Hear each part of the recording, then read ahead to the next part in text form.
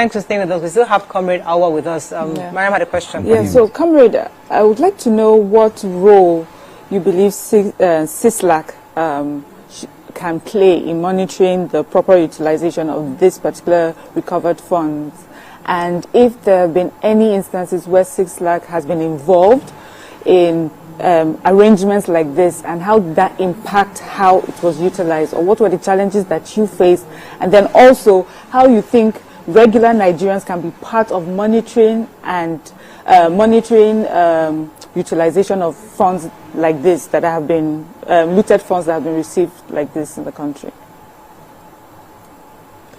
Yeah, so CISLAC and other civil society organizations in Nigeria have been working both in Nigeria and at international level. You recall in December 2017, we were in Washington, D.C., where the global leaders met and had, this fundamental, agreement or principle of asset recovery were actually adopted. And part of it, of course, has to do with the citizens' involvement, has to do with international cooperation, has to do also with the fact that if somebody who, assisted in looting the funds, and when the fund comes, that person or group of persons must not benefit from it. So CISLAC has been going around all over the world to advocate for the return of the Nigerian asset. We actually, even in the of recent, the government of France actually, finally enacted a legal framework on recovering asset back to Africa and Nigeria in particular. And this is also part of what CISLAC participated even in the formulation of this legal framework in France. Transparency International, France, with the CISLAC and France Parliament were actually there to share experience and suggest ways in which the French government can actually enact legal framework that will enable them return asset of Africa and Nigeria in particular. So CISLAC participated in that meetings. We have also been working with our colleagues in the UK to ensure that money that have been stolen that are meant to buy arms and procurement of arms are also returned. If you recall, a court in the UK had actually ruled that money that was meant to buy arms and ammunition that some Nigerian official diverted, that money through the effort of Transparency International UK and Transparency International Nigeria, CISLAC, we were able to put pressure and get the money back to Nigeria.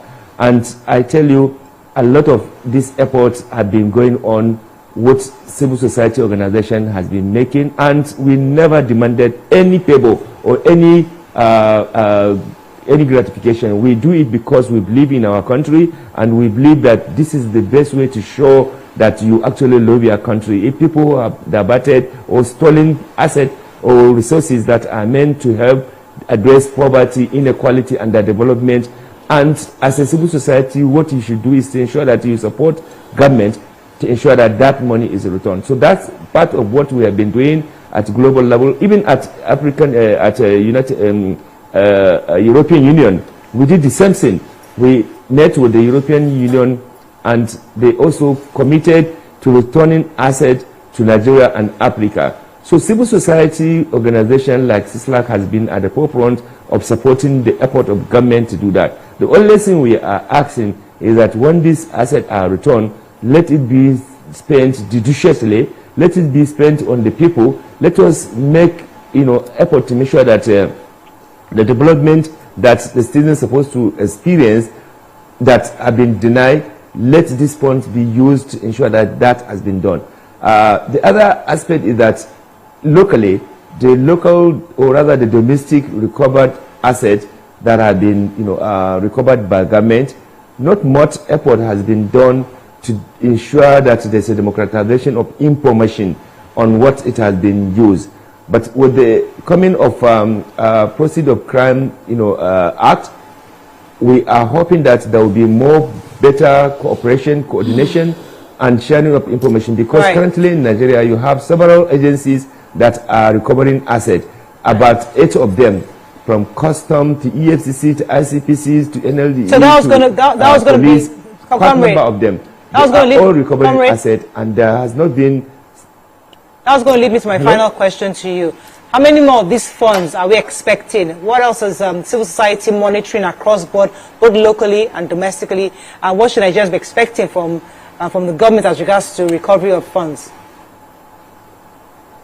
So the last administration of Muhammadu Buhari, when some of the Abacha loot came, that was airport by the United States government again to ensure that civil society monitored some of the projects that Nigerian government say will do. But the truth is that for you to effectively and efficiently monitor this project, you have to have the credible information, about the project, the site, and where the project is located, so that you can actually play an oversight role. As it is now, we need, to ensure that Nigerians are able to observe or to monitor projects that are supposed to be implemented in this country.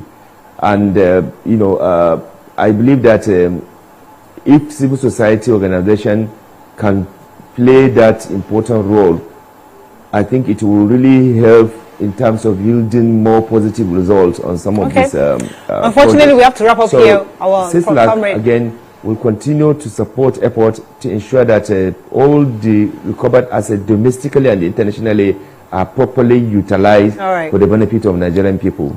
Thank you very much. We're speaking to Comrade Anwal. Thank you so much for joining us this morning. Comrade Anwal Rafsanjani. He is the Executive Director of CISLAC. It was a pleasure having you on our show this morning. Let's go on a short break. When we come back, we continue with the show. Stay with us. We'll be right back.